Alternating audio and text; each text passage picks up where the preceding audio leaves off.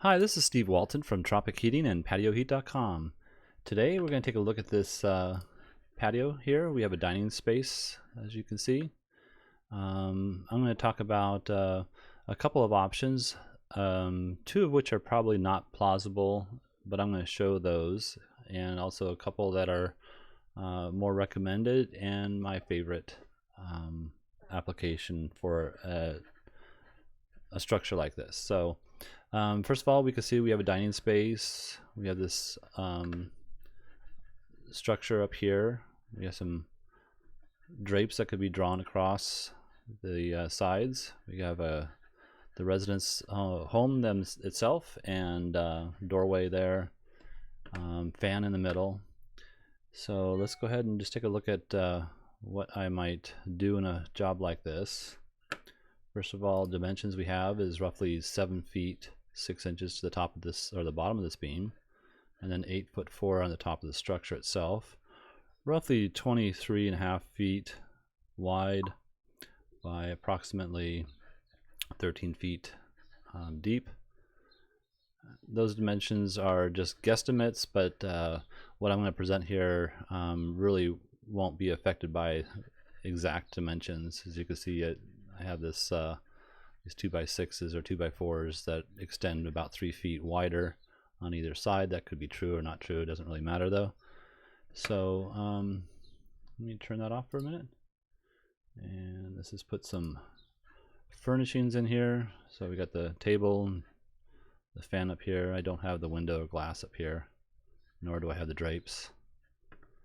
So the first thing a lot of people ask me, well, if we put some gas heaters around this outside edge here, over here and over here maybe. And so here's what that would look like, and I do not recommend this, especially because we have drapes here, number one, and number two, the bottom of the heater is roughly about 6 feet off the floor. I'm 6'3", I'd hit this every time I walked underneath it.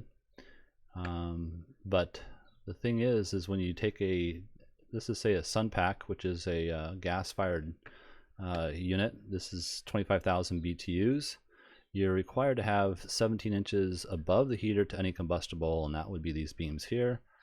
8 inches of clearance behind at this angle, and we have this fan right here, obviously, so that is another issue. So this is a no-go in my book, but people like to see what that might look like. Here's some rays, extremely intense rays right on top of this seating area, and then this ray here is being restricted by its height because it can't cast out far enough. But as you can see down here, actually the ray goes a lot further, but it's penetrating into the cement, so it's technically not going anywhere except absorbed into the concrete here.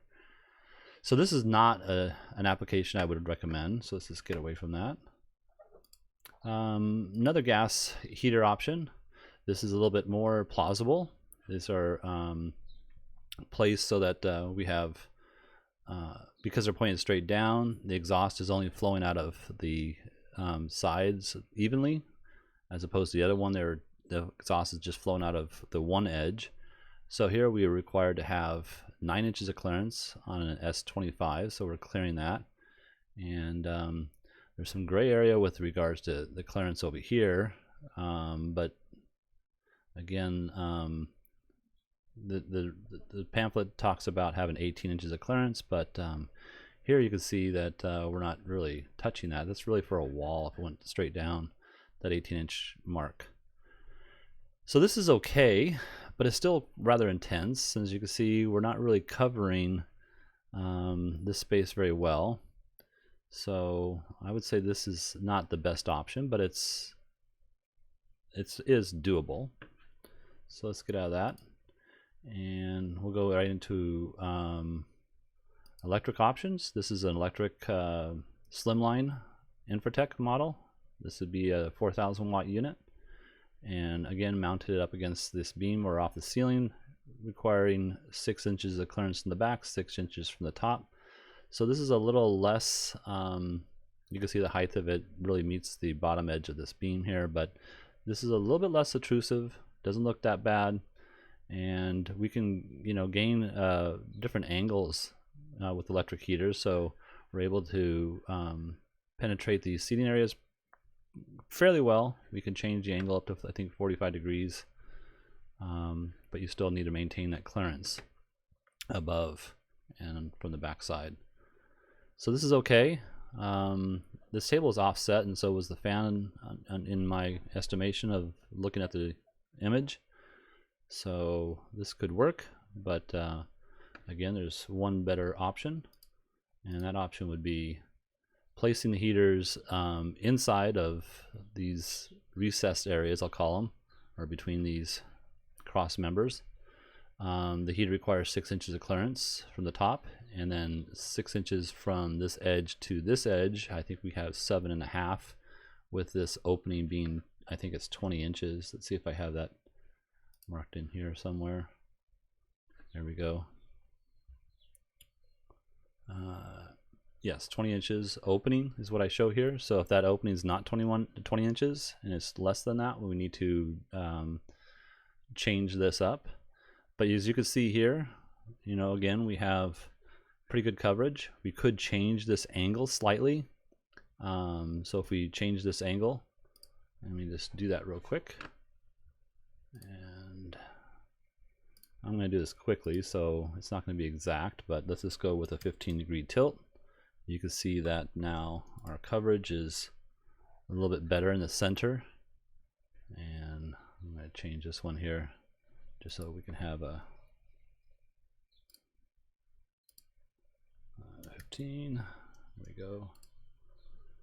So you can see the coverage is a little bit better. We're not hitting the fan blades, and we're able to draw that. So you could change these angles slightly.